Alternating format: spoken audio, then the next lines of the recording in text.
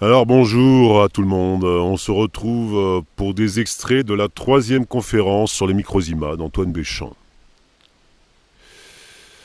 Vous vous souvenez qu'au siècle dernier, Bonnet et Spallanzani ont supposé que la naissance des animalcules et autres productions des infusions avait une commune origine, les germes vivants, universellement répandus dans l'air, dans les eaux, dans la terre.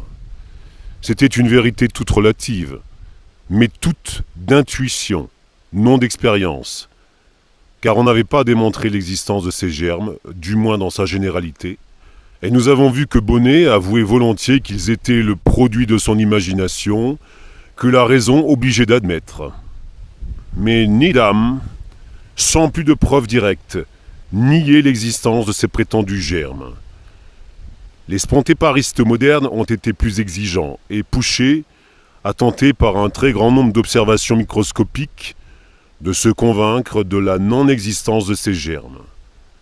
Monsieur Pasteur, Lemaire et moi-même ont expérimentalement établi la réalité de leur présence en différents lieux. Eh bien, Pouchet et ses collaborateurs, à l'aide d'arguments que je ferai connaître, nièrent que ces germes fussent pour quelque chose dans le succès de leurs expériences. Quant à Monsieur Pasteur, il admet comme démontré que toute apparition d'organismes dans les infusions ou dans la matière morte n'a d'autre cause que ces mêmes germes. Et cette panspermie, il l'admet, dans les mêmes termes, comme productrice de toutes les maladies infectieuses ou épidémiques. Il y a là des erreurs, fruits d'un système préconçu que je persiste à combattre, parce qu'elles font perdre de vue ce qui est essentiel, méconnaissant les vraies notions de la physiologie supérieure concernant les origines de la vie et de l'organisation.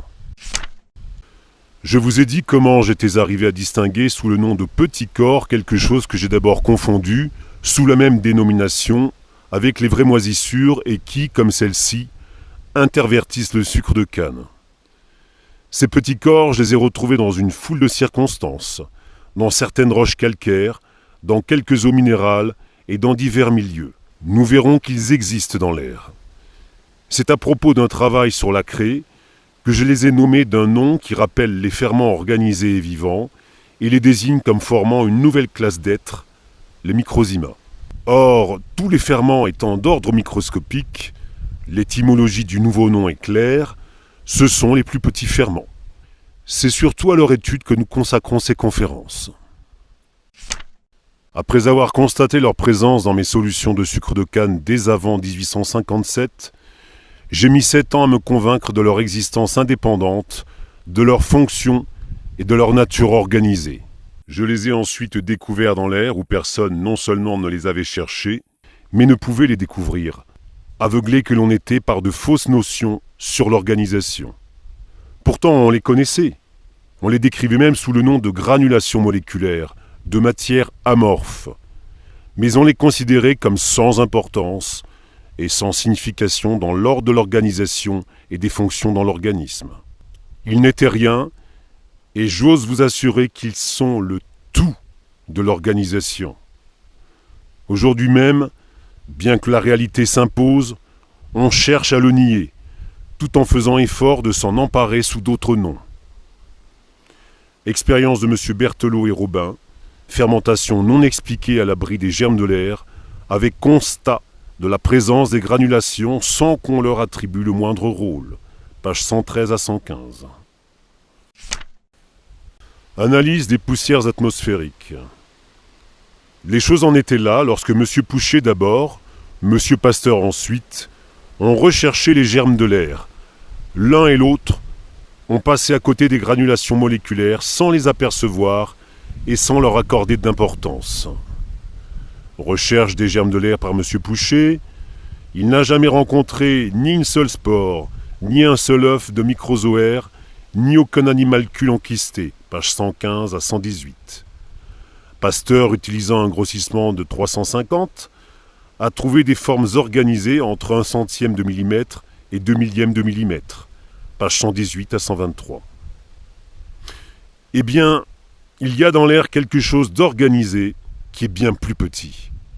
Ce sont les microzymas atmosphériques. quelque chose que M. Pasteur et tous les observateurs ont négligé, non pas de dessiner, mais de décrire, mais d'étudier. Pour les découvrir et les observer, je me sers de cet appareil. Description, expérience, aspiration de l'air, page 122. Pour M. Pasteur, c'est ce qu'on appelle l'aveuglement volontaire, vous savez, puisqu'il s'interdisait de dépasser un grossissement de 350. Il faut le répéter, ce qu'il y a de plus abondant, ce ne sont pas les spores ou les œufs de microzoaires qui sont encore à trouver, mais les microzymas. Et ce n'est pas par milliers qu'on les compte dans 1,5 litre d'air, mais par centaines de mille et davantage dans certains cas. Mais les microzymas sont-ils des germes, des spores ou des œufs d'infusoire? Ou bien sont-ils des organismes d'un ordre tout particulier? Notion concernant la matière vivante.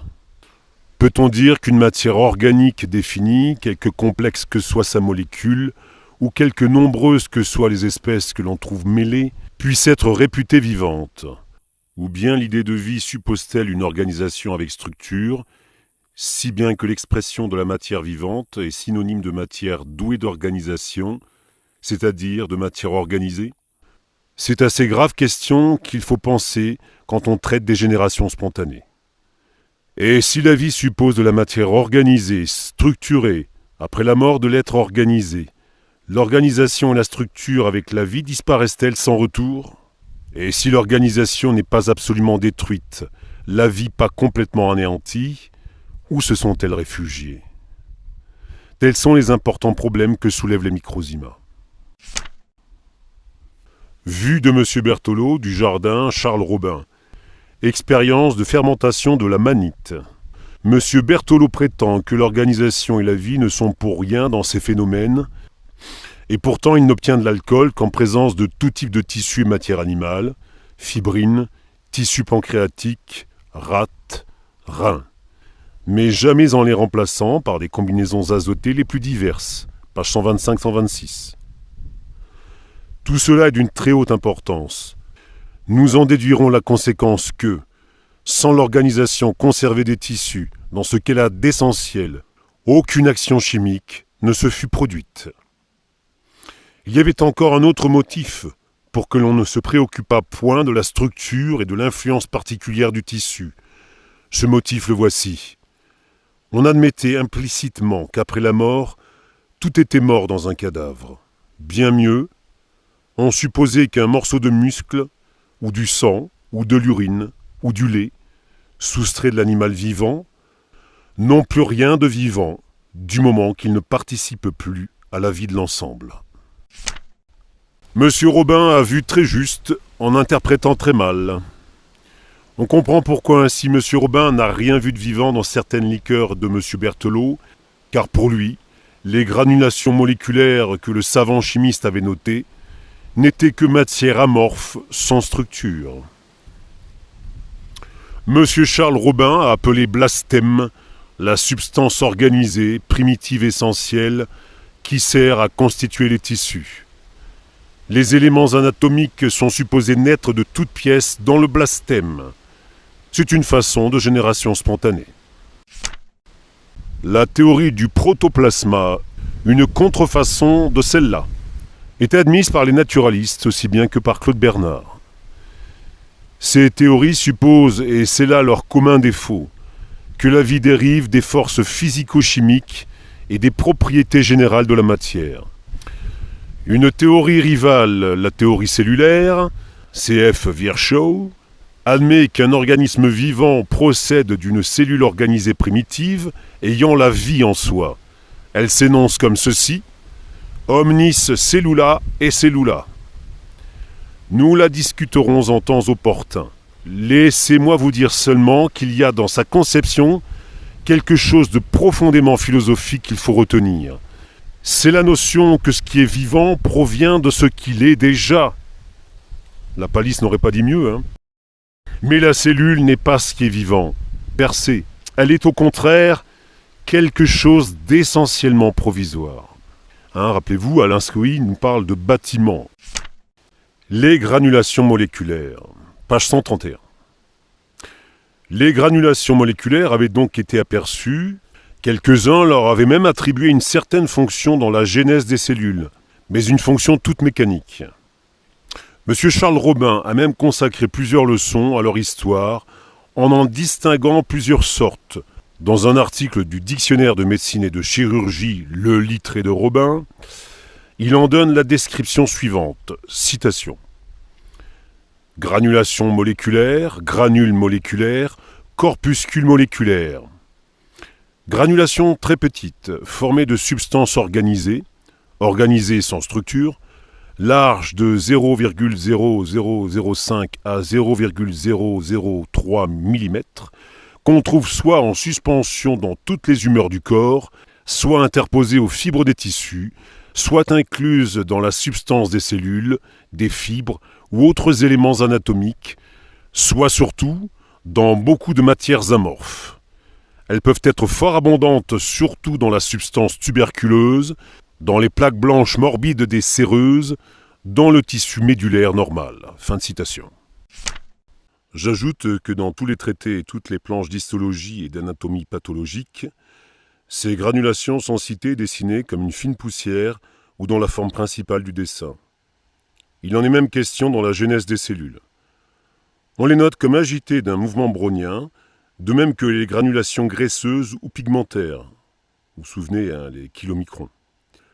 Et comme on les voit souvent se mouvoir dans la cellule même qui les contient, on donne ce mouvement intérieur comme une preuve que la cellule possède une cavité et une paroi distinctes. Monsieur Robin rappelle enfin dans ce même dictionnaire que les leucocytes et les infusoires, en se décomposant, laissent échapper des granulations moléculaires qui offrent un mouvement brownien avec sautillement des plus intenses et qui ont parfois, à tort, dit-il, été considérés comme des animaux infusoires particuliers. Non seulement on ne leur fait jouer aucun rôle en histologie, mais on ne sait rien de leur fonction physiologique ou chimique. Ce qu'il y a de certain, c'est que toute granulation moléculaire n'est pas un microzyma, mais tout microzyma est une granulation moléculaire. La découverte que je réclame comme mienne, c'est de les avoir fait sortir de leur obscurité, c'est d'avoir démontré 1. Que certaines d'entre elles sont des ferments d'une rare puissance et par suite qu'elles sont organisées dans le sens de structure. 2. Qu'elles peuvent, dans des conditions déterminées, évoluer physiologiquement pour engendrer d'autres organismes et 3. D'avoir établi que, dans d'autres conditions, elles peuvent reconstituer des cellules. Bref, ce n'est pas parce qu'elles sont animées du mouvement brownien que j'ai conclu à leur nature d'être vivants et organisés, mais de l'ensemble des faits que je vais vous énumérer. Réflexion de différents auteurs sur la matière vivante après la mort, pages 133-134. Quoi qu'il en soit, le cadavre étant examiné histologiquement après quelques jours, un peu plus, un peu moins, selon les centres organiques, les cellules disparaissent. Que deviennent-elles et pourquoi disparaissent-elles? S'il est vrai, comme M. Robin l'assure, que des éléments anatomiques naissent dans les blastèmes, et si ces éléments ne sont pas le produit d'une génération spontanée, quelle est la cause de cette génération? S'il est vrai que le protoplasma soit le lieu où se forment les cellules, en quoi réside la vie et la faculté de former des cellules si l'on ne peut admettre qu'il y ait de la matière vivante sans structure? Toutes ces questions sont résolues par l'étude attentive des microzymas. Activité chimique des granulations moléculaires. Examen des poussières atmosphériques, voire mise en œuvre, page 135. Je me sers de l'objectif numéro 7 à immersion de Naché. Si l'on porte attention sur elles, les granulations, on trouve invariablement qu'elles se présentent avec un centre brillant, doué d'une certaine mobilité, une sorte de mouvement de trépidation, de va-et-vient. Ce point brillant, dans une certaine position, paraît comme un point noir, mais lorsqu'il est au foyer, on a l'idée d'une sphère dont le centre est brillant avec un contour sombre. Le plus grand nombre de ces granulations mesure moins d'un millième de millimètre de diamètre, mais il y en a qui n'ont guère qu'un demi-millième de millimètre, soit 0,0005 mm. Il y en a certainement de moindres dimensions. Et pour avoir une idée de leur petitesse, il peut en entrer 15 milliards dans un millimètre cube, la grosseur d'une tête d'épingle. Et on trouve si le volume d'air qui a traversé la solution a été d'au moins 3000 litres, que malgré la grande quantité de créosote, sans changer notablement de forme, ces microzymas, accompagnés de quelques spores qu'on y peut rencontrer, sont capables d'intervertir le sucre de canne. Les microzymas et la craie, page 136. Or, en examinant en microscope la craie que j'employais, dans diverses expériences, c'était la craie du commerce, qu'on appelle blanc d'Espagne, blanc de Meudon, j'y découvrais invariablement les mêmes petits corps que j'avais notés dans mes autres expériences. J'ai mis plusieurs années à me convaincre moi-même que les petits corps de la craie étaient des ferments, par conséquent organisés et vivants. Qu'il me suffise de vous dire que c'est pour les avoir vus au microscope, les avoir analysés et prouver leur fonction de ferment, que j'en vins à leur donner le nom de microzymas. La première mention en a été faite à l'Académie des sciences et lettres de Montpellier, en 1864, et le mémoire en a été publié à l'Académie des sciences en 1866, soit 9 années après le mémoire sur l'interversion de l'eau sucrée par les moisissures. Le microzyma en général, page 137. Dès 1865, je l'ai signalé dans le lait, les rapprochant de ceux de la craie. Il résulte de ces recherches que les microzymas composent la majeure partie, la très grande partie des corpuscules organisés de l'atmosphère, et que selon les milieux où ils sont forcés de vivre, ils produisent les organismes que nous appelons ferments. Mais avant la date de ces derniers travaux, je signalais déjà dans l'urine qui se putréfie, sans les nommer, les microzymas, sous le nom de petits êtres mobiles. Il en est de même du vin, comme cause de leur vieillissement et de leur altération. C'est ainsi que j'en suis venu à m'occuper des granulations des tissus et des cellules animaux. Action chimique des microzymas. Essayons de faire comprendre que les microzymas sont des agents chimiques. On doit admettre en principe qu'il n'y a pas d'action chimique sans cause provocatrice. J'ai d'abord admis que les microzymas sont des êtres vivants parce qu'ils opèrent par eux-mêmes des actions chimiques de fermentation. Expériences diverses, dont fluidification puis fermentation de l'emploi additionné de carbonate de chaux pur au contact de l'air, page 139. Mais il ne faudrait pas vous imaginer que le microzyma se convertit en bactérie sans aucune transition. On peut au contraire constater plusieurs formes intermédiaires entre le microzyma et la bactérie. Il faut que vous vous souveniez que le milieu a une grande influence sur telle ou telle forme de l'évolution du microzyma et qu'il y a une quantité d'espèces quant à la fonction. Enfin que selon le milieu, le microzyma peut produire des cellules au lieu de bactéries, de véritables microphytes celluleux et des moisissures. Microzyma des organismes supérieurs. Pour les voir, il suffit de prendre un fragment d'organe, un embryon d'amande, le parenchyme d'une feuille, un peu de foie, de pancréas, de thymus ou de rein, un peu de jaune d'œuf. Avec un scalpel, vous raclez légèrement le fragment dans un peu d'eau sur le porte-objet du microscope. Ou bien, vous y déléguez une parcelle de jaune d'œuf dans un peu d'eau, vous recouvrez la préparation d'une lame mince et vous regardez attentivement sous un grossissement de 500 à 600 diamètres. Objectif 3, oculaire 2 de Nacher. Ce qu'il y a de plus petit dans le champ convenablement éclairé. Dans toutes les préparations, ce sont de très petites sphères semblables à celles décrites dans les poussières de l'air et dans la craie. Si le grossissement est plus considérable, vous y découvrirez, comme dans ceux de l'air, un centre brillant et une enveloppe. Allons droit au but. Éprouvons par une expérience sans réplique leur aptitude à se transformer en bactéries. La pulpe des parties vertes et molles des végétaux ne tarde pas à être envahie de myriades de bactéries, de grandeur et sans doute d'espèces diverses. Or, cette pulpe, avant l'apparition des bactéries, ne laisse voir au microscope que des cellules et des granulations moléculaires.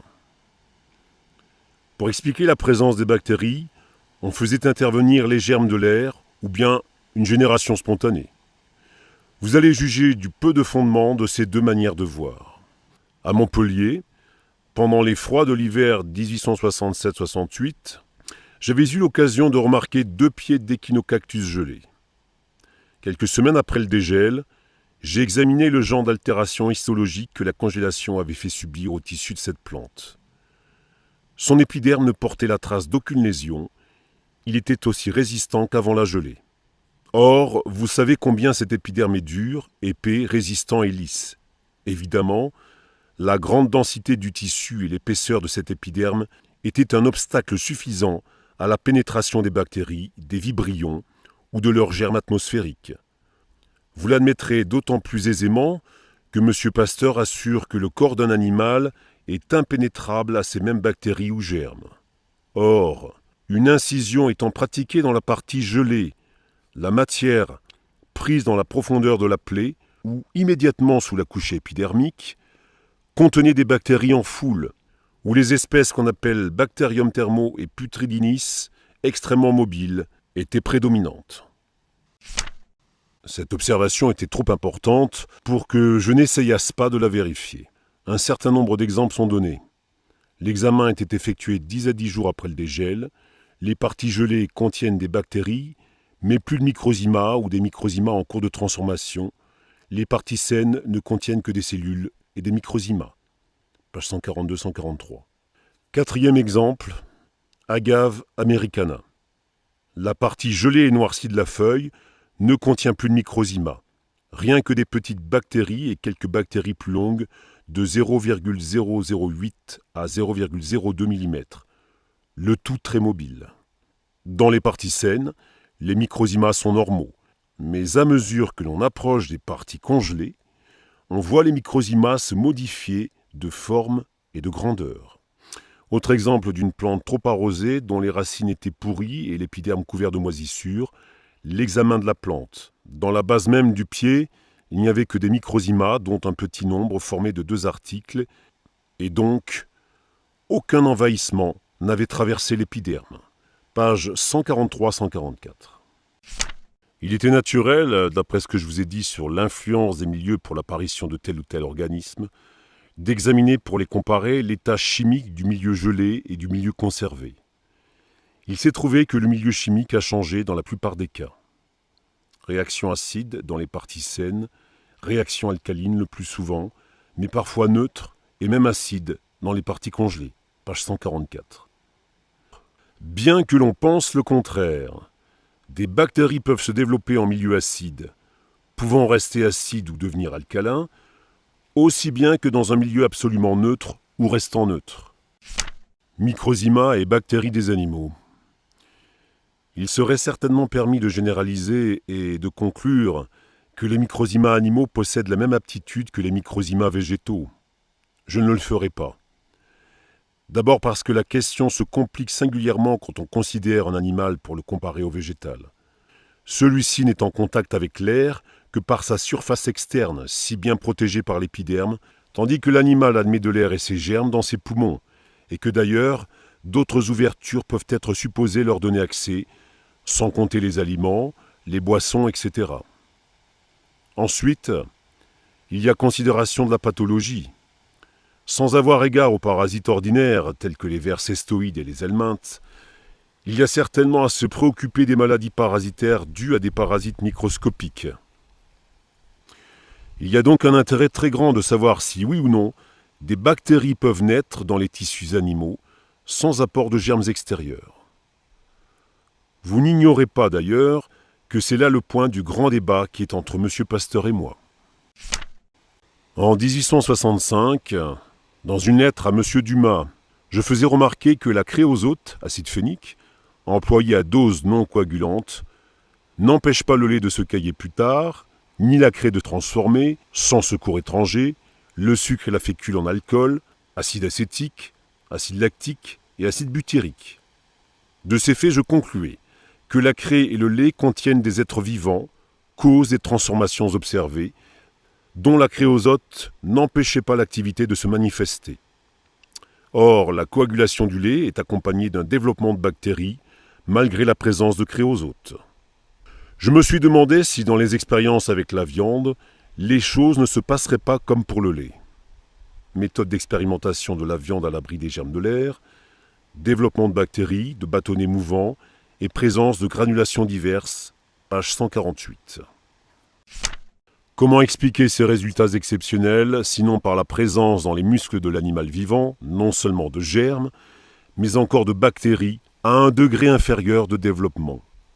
Nous verrons qu'il faut bannir dans l'espèce le mot de germe. Quant à l'idée de bactéries à un degré inférieur de développement, je la crois de plus en plus juste. Elle nous fera comprendre l'inanité du point de vue qui faisait qu'on cherchait les œufs des bactéries. Cette méthode, nous l'avons appliquée M. Estor et moi, aux expériences sur l'origine et le développement des bactéries dans le foie, le rein, la rate et le pancréas. Expérience appliquée au foie, page 149-150.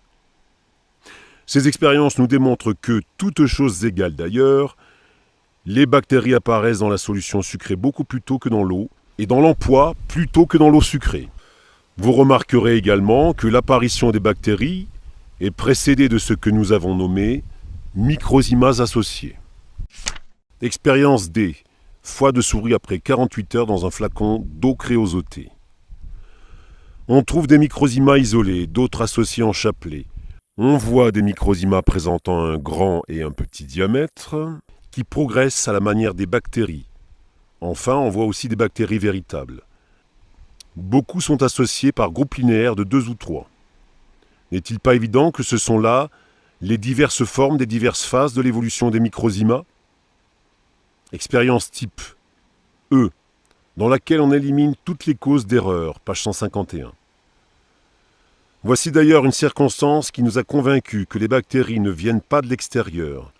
Dans un grand nombre d'essais, ces bactéries ont apparu dans le centre des foies avant d'être visibles dans le liquide ambiant. Des reins, des pancréas, des rates, placés dans les mêmes conditions mais habituellement plus lentement, finissent par laisser apparaître des bactéries dans leur centre alors que le liquide qui les entoure n'en contient pas encore. Nous verrons que la fibrine elle-même, que l'on regarde comme une matière albuminoïde spéciale et un principe immédiat, est quelque chose qui contient des microzymas, les microzymas propres au sang. Degré d'évolution bactérienne des microzymas. Au moment de la mort d'un animal sacrifié dans l'état de santé, dans tous les tissus, à tous les âges, les microzymas sont tous indépendants. Dans les conditions que je viens de spécifier, on peut saisir des microzymas accouplés à 2 grains formant des chapelets. Plus tard, les granulations s'allongent de façon à présenter un petit et un grand diamètre. Bientôt, ces caractères s'accentuent encore davantage et on a de véritables bactéries, quelquefois même de vrais leptotrix, c'est-à-dire de très longs filaments. En résumé, les divers vibrions, le bactérium chaînette, le bactérium thermo, le bactérium capitatum, la bactéridie, ne sont que des phases du développement des microzymas, ou de certains microzymas, plus ou moins dépendants de la nature du milieu. Mais n'anticipons pas, et disons seulement qu'il sera démontré que le naturaliste ne saurait distinguer les microzymas par une description, car ils sont morphologiquement semblables.